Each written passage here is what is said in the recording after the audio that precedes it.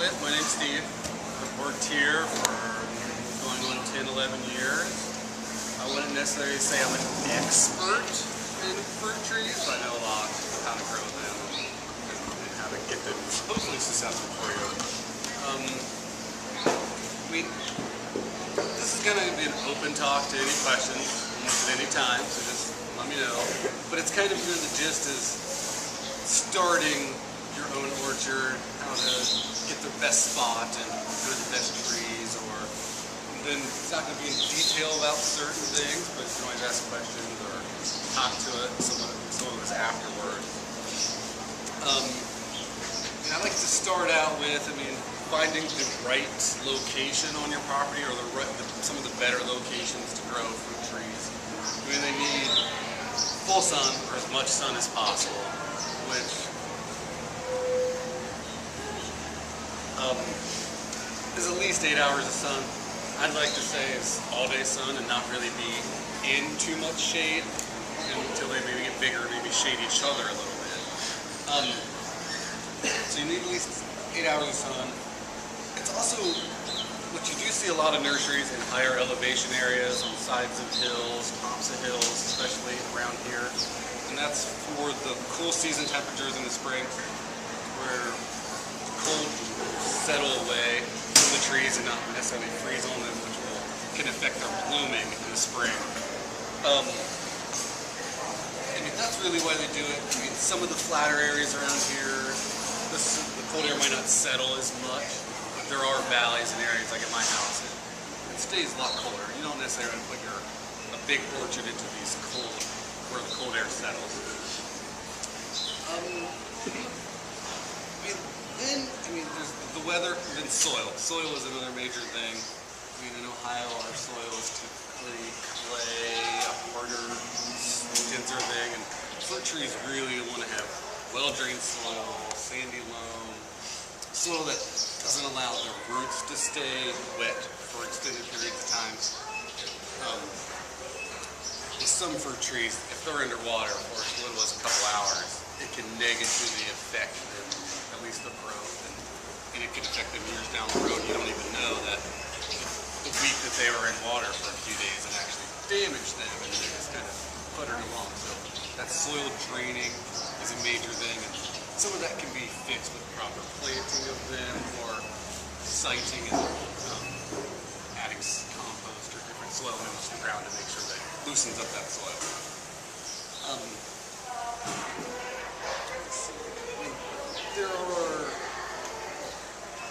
When you're siting this stuff, there's not a lot of other things you really got to worry about. It's really being able to take care of them, getting water to them. So the best place is really far from your house or water source could be detrimental, because you do need to be able to water these things if it's dry. And the next thing is kind of maybe finding the best fruits for our area. We really only sell the things that are going to be cold hardy.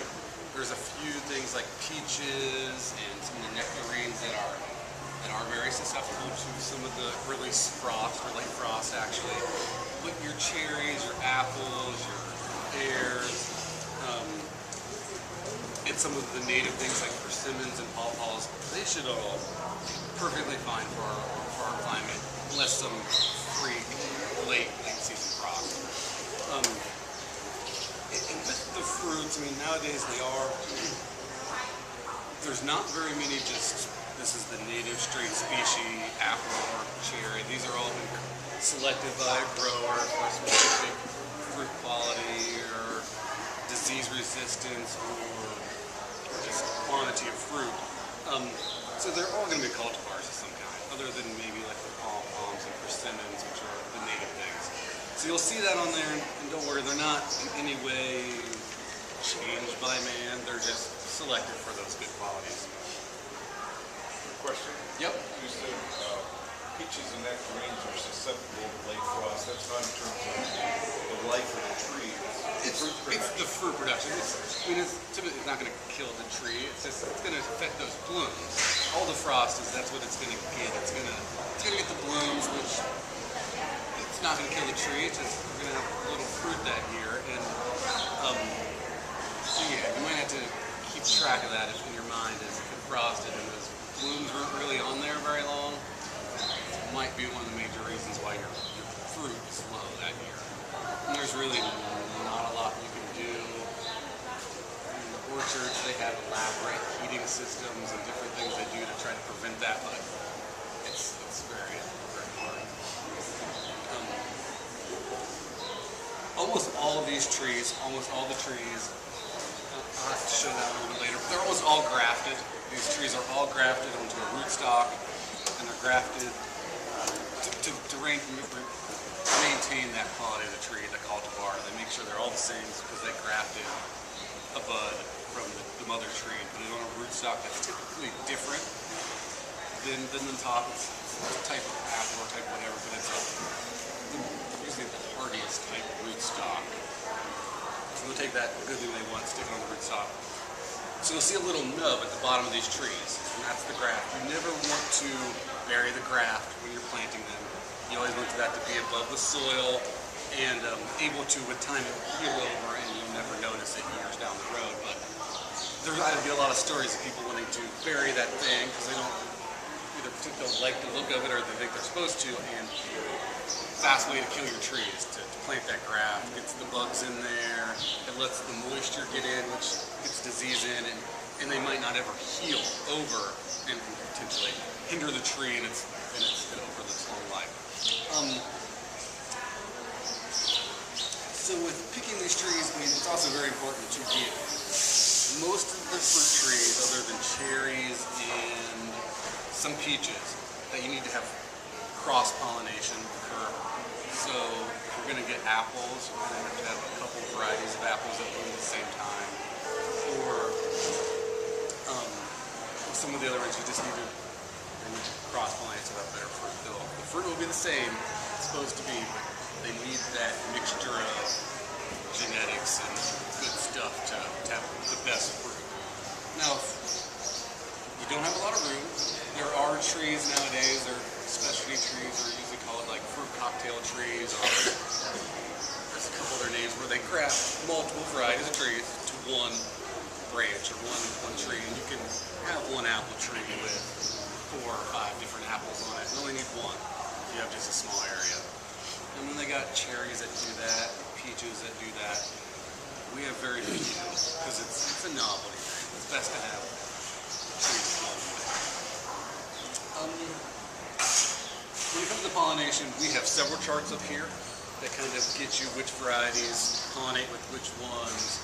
Which ones are the early season varieties, which are late season, so you kind of have a longevity of fruit all season long instead of just having it early season or late season. So there are different varieties that allow you to do that, which if you're going to have a lot, it's good to have a mixture of stuff. So when it comes to buying fruit trees, I'm going to preface it kind of unlike what we do. I highly recommend getting fruit trees that are in a container, similar to one over here, that are at least a 5-gallon to 7-gallon rootstock, so that it's kind of a bigger tree. These trees are virtually able to fruit. They could have fruit in the container this year. So I like to go with those because they have a lot bigger root system, a little bit more start to them. So I've seen many times where these little potted fruit trees and there's a stick this big, and you got to keep this stick this big alive to that, and it's there's a lot more risk of things can eat it or run over or different diseases. Where you're starting a little bigger, you can it's a little more out of danger's way bigger.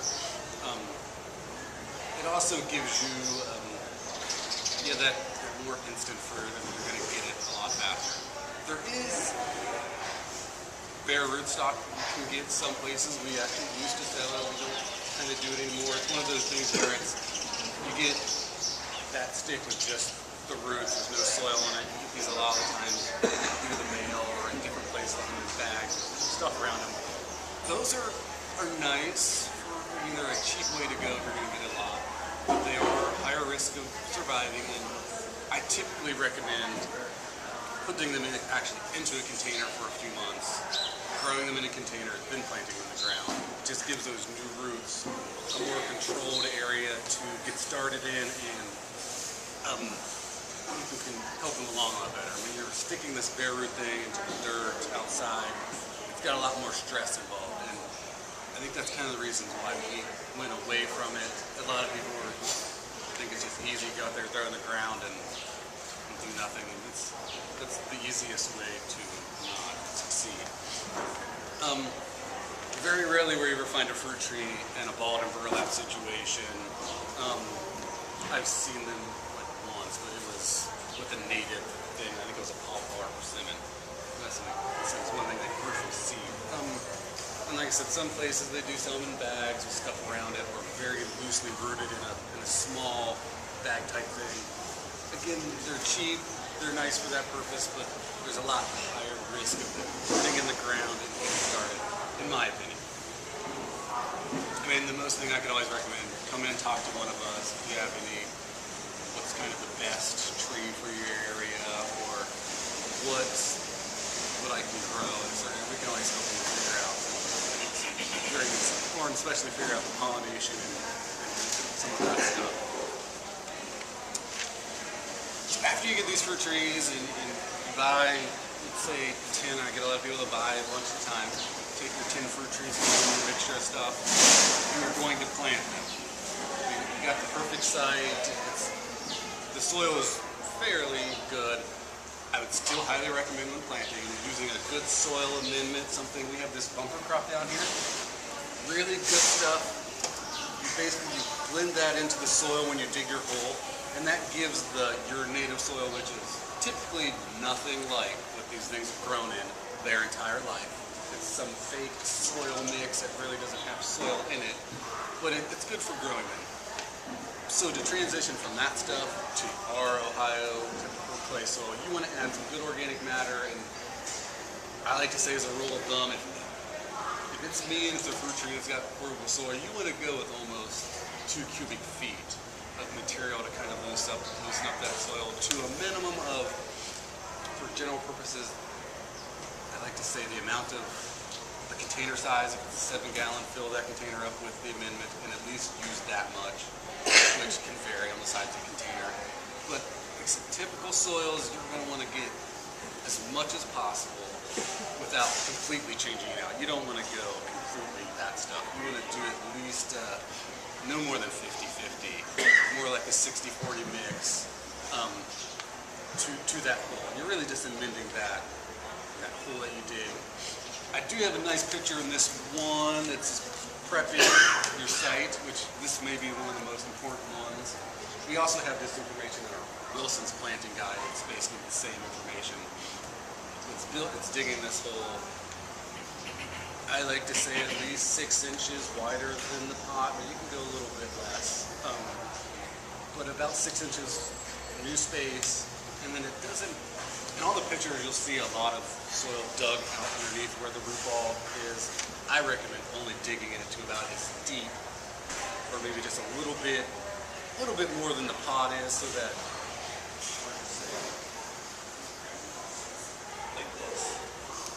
this was the top of the roots in your trees, to really have your hole only about that deep.